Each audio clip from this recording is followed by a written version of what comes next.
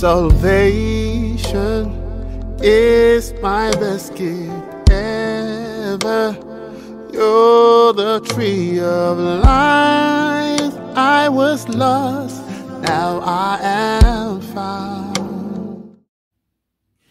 Muraho neza, mbanje kubasuhuza mbifuriza amahoro y'Imana, imigisha ituruka ku Mana ibagereho. Jerome Muhirwa, uyu munsi tukaba tugiye kuganira ku buzima. Ubuzima ni iki?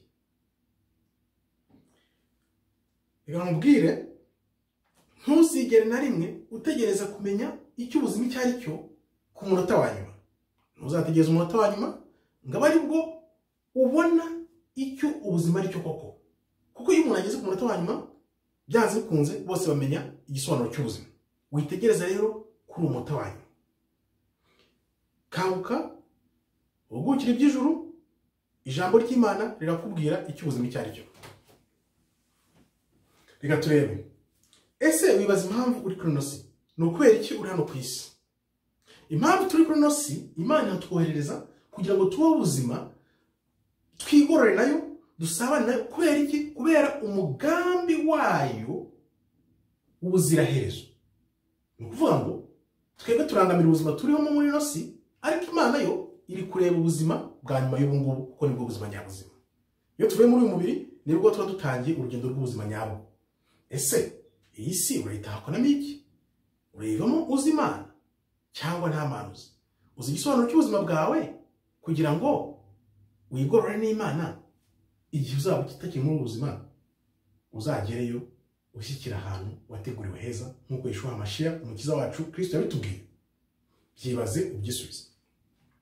Dufate urugero, mu myaka ya 500 kuzamuka ku myaka y'500 nyuma y'ivuka rya Kristo, abantu nta kibazo na gito urupfu rwari rubateye. Bari bishimiye urupfu, gusa bashaka gupfa neza, kuko bari bazi ko iyo upfuye ari kubaho neza kurusha ubuzima bwo muri ino si. Iryo ni ihame, niko byari bimeze. Ukibaza uti byagenze gute kugira ngo abantu b'iki gihe iyo havuzwe urupfu bagira ubwoba? Byatewe nuko ibintu byose bivuga uko abantu bari babayeho muri iyo myaka byarahishwe, bivana mu bantu buhoro buhoro kugeza ubwo abantu babaho mu bwoba aho kubaho mu mudendezo. Kuko urupfu icyo gihe mu myaka za 500 kuzamuka kugera mu 500 nta kibazo rwari ruteye abantu. Umuntu we yaravugaga ati gusa Mana ntagupfa neza, mve hano mpave mahoro ngenda ahandi. Nuko rero byari bimeze. Ari niyo mpamvu umunyabwenge waba umugore waba umugabo, burya umuntu w'umunyabwenge atekereza urupfu. Ariko rero ugomba kurutekerezaho wigorora n'Imana uko ushaka. Ariko rero ugomba gutekereza urupfu wigorora n'Imana uko ushaka kw'Imana, ku buryo uvuga uti iby'ijambo rimbwira uko nitwararika byibuze ndabona ndi mu nzira igana mu ijuru ry'Imana, ntabwo ndi mu nzira y'ubuyobe. Gutyo ni kugira ubusabane n'Imana, ugakunda Imana, ugakorera Imana, nayo ikazaguhemba ingororano za nyuma y'ubuzima kandi nziza ikwambika ikamba. Wakwibaza uti abantu bajya he nyuma y'ubuzima? Hari abava hano abakiranutsi bari kwabo, hari abava hano bihana bari kwabo, hari abava hano batihana cyangwa se abakriminere nabo abo bajya kwabo.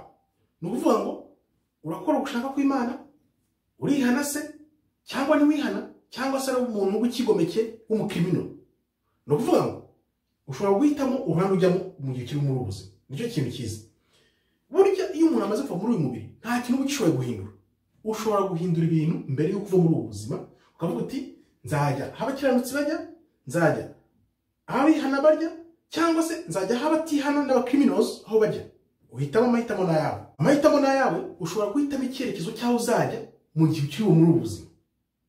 Ushobora guhitamo icyerekezo cyaho uzajya nyuma y'ubuzima mu gihe ukiri muri ubu buzima.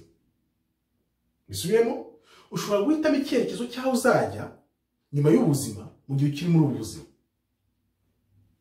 Turebe rero ni gute twigorora n'Imana. Uko igorora n'Imana nta kundi ni ukwihana. Fata urupapuro wandikeho ibyaha byose wakoze kuva ukiri umwana, ibyo nita ibyaha by'indengakamere, ibyaha wumva bikomeye, byandike byose kimwe ku kindi, ubyihane byose kimwe ku kindi, nurangiza urumva umutima wawe unezerewe, bityo uraba wigoroye n'Imana. Kuko ngwe mu rugero, Kristo yaratubwiye ngo iyo urebye umugore wundi ukamwifuza ukoze icyaha. Bisobanuye iki? Bivuga ngo yaba amarangamutima yacu ashaka kuduta mu cyaha, urayakata. Ni gute ukata amarangamutima yawe? Ntabwo uvuga ngo ufata ugutwi ukavanaho cyangwa umuntu ukawuvanaho cyangwa amaso uyavanemo. Ntabwo aricyo bivuze. Amarangamutima yawe nashaka gutuma ukwizera kwawe, uzayakate. Ugutwi, umunwa, amaso urabikata. Ubikata gute rero? Ntabwo bifata gutya ngo bikate. Ngwe mu rugero, Kristo yaratubwiye ngo iyo urebye umugore wundi ukamwifuza atari uwamaze gukora icyaha, uko rero ukata amarangamutima yawe, ni ukuvuga ngo iyo amaso akubwiye ngo reba bitari ngombwa ntureba, iyo umunwa wawe ukubwiye ngo vuga abantu atari ngombwa ntubavuga, iyo amatwi yawe akubwiye ngo umva bitari ngombwa ntiwumva.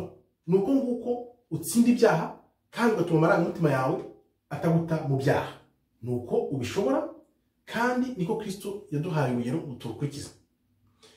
Niba wicuza ibyaha byawe ukaba nta ntimba, nta guhangayika, nta nzika ufite mu mutima, byose wabyivanyemo, tukagerageza uko dushoboye, icyo gihe uzava muri uyu mubiri uri intungane y'Imana. Imana nayo izakwambika ikamba nyuma y'ubuzima. Murakoze rero, Imana ikomeze ibarinde. Shalom, shalom, shalom.